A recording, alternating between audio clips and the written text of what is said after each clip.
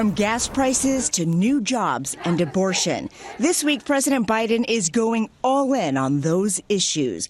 When asked Wednesday about his focus going into the election, he said there are multiple issues at play. Just hoping to clarify for midterm voters, top domestic issue, inflation or abortion. All important. Unlike you, there's no one thing. Today, the president is heading to Pittsburgh to tout the billions of dollars he signed into law for rebuilding the nation's infrastructure. He will revisit the site of a massive bridge collapse, Mr. President, which he toured back in January on the day the disaster unfolded, with Pennsylvania Lieutenant Governor and Democratic U.S. Senate candidate John Fetterman. This evening, the two will meet again in Philadelphia for a fundraiser. Republican challenger Dr. Mehmet Oz wants Fetterman to stay linked to the president, too, blaming inflation on both of them. On the issue of inflation, John Fetterman does not believe Joe Biden spent enough money. Oz has also questioned his opponent's health after he suffered a stroke in May. I genuinely hope that there was not a doctor in your life making fun of your circumstances. Fetterman released a letter from his doctor Wednesday that says he is recovering well with no work restrictions. Yay. So Biden did go to Pittsburgh today. He will be in Philadelphia tonight. And obviously, investing in the United States, building infrastructure in the United States, building semiconductor factories, microchip factories, this helps inflation. Not only does it create jobs, but it also makes it so that our supply chain doesn't have to be over there. You understand that? Manufacturing jobs are coming back to the United States because we're incentivizing manufacturing jobs to come back to the United States. New manufacturing plants are opening, new jobs in solar and wind energy manufacturing are coming here. Semiconductor chip factories are being built here. We got an Intel factory that's being built in Ohio. Our infrastructure is being rebuilt. All of this ends our supply chain problems and creates millions of good jobs. And the Republicans are against spending money like that. They would rather spend money on tax cuts for the wealthy so they could buy back their own damn stocks, which create no jobs, creates nothing here that would relieve us of having to go over there for supplies because we don't have supplies here. I mean, this is insane. This is just they are madmen, and I hope that the only reason why we talked about Liz Truss today, because you won't remember her name next year. I probably won't either, because 44 days I'm actually gonna load up my my personal Rolodex with her name and stats and that she was the shortest serving. No, I couldn't care less about her. What I do care about is seeing the results of this crazy fantasy economic,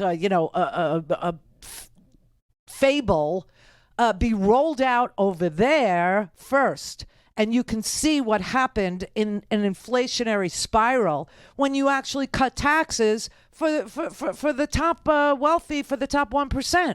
That's what you should learn. That's what we should understand from Britain. What we need to do here, and I hate to say this because there are people that are going to recoil in horror, but what we need to do here, Joe Biden understands. Joe Biden gets it, okay? Joe Biden is actually passing legislation with a half of like an arm tied behind his back, because we got a 50-50 Senate and like a 5-seat majority in the House, and still we were able to do an infrastructure package. Still we were able to do, the American Recovery Act. Still we were able to do the CHIPS and Science Act and start building microchip factories here. Still we were able to do the Inflation Reduction Act, which drives down the cost of prescription drugs, actually allows Medicare to negotiate with Big Pharma, and it also invests in clean, renewable fuel so that it incentivizes, jobs in solar. It incentivizes jobs in wind energy and manufacturing, the whole 9 yards.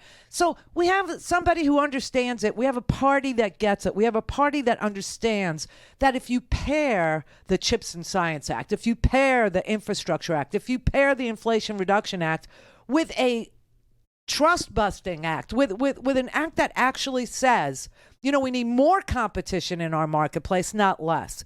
We need trust busting in big oil. We need trust busting in big ag, right? Why? Why would we need that? Well, if there was more competition for food stuffs, if there was more competition for meat, if there was more competition for oil, if there was more competition for sources of energy, as a category, then they would have the big oil and gas companies would have an incentive to keep prices low, because you, as the consumer, would be making the choice. You would have the choice. Do I want to power my car with electricity? Do I want to power my house with solar? Do I want to try and power my house with wind? Do I want to try and power my house with oil? Do I want to try and power my house with natural gas? What do I really want to do?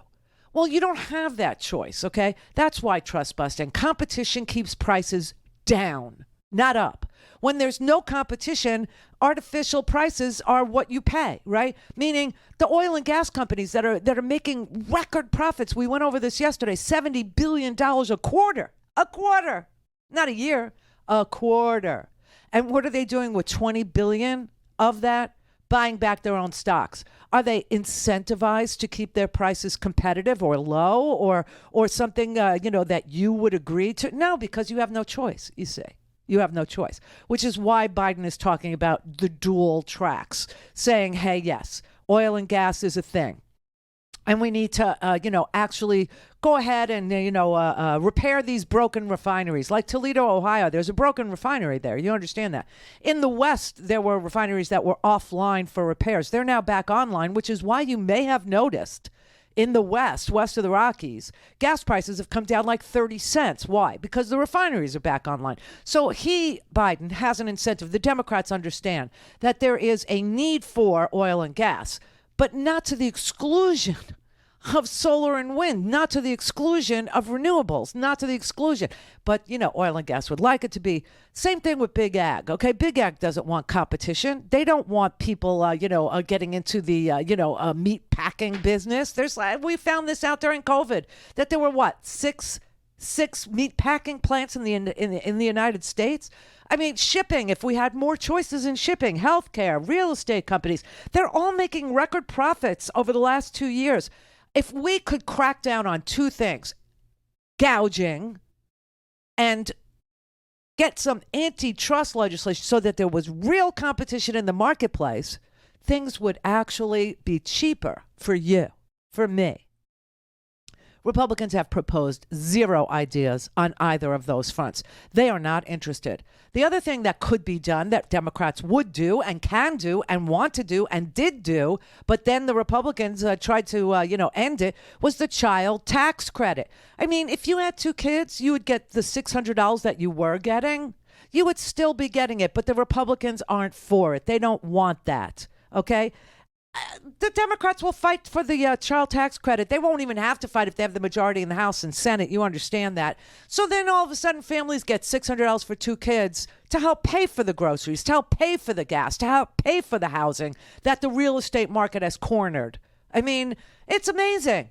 It's amazing. They're buying rental units now.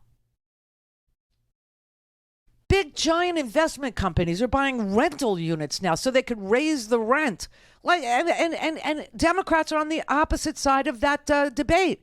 They are saying, you know what, we want to tax wealthy corporations and millionaires who are paying little or nothing right now in taxes. We want to raise them to 15% minimum tax, or we want to actually collect, what is appropriate for somebody who is making, billions of dollars, so that we can afford and pay for a child tax credit, which we know took 50% of our kids out of poverty. They are not into it. They're not into problem solving, okay? You know what's happening that just passed? Well, it didn't pass. It's going to happen because of inflation, but it won't happen until next year. Yeah. Seniors are going to get the biggest increase in their Social Security payments in over 40 years. Medicare premiums are going down for the first time in 10 years. And drug costs are going down because Democrats passed a law that forces Big Pharma to negotiate with Medicare. And Republicans are talking about ending Social Security and repealing Medicare because they can't figure out how to pay for it. They can't figure it out. Well, step aside, move aside, have a seat. Sit down and shut up already, okay? Because we do know how to fix things. We do know how to solve problems, even when the problems are global. Don't have time to listen to the live show? Want to hear more on your schedule? Go to RandiRhodes.com and buy a stinking podcast.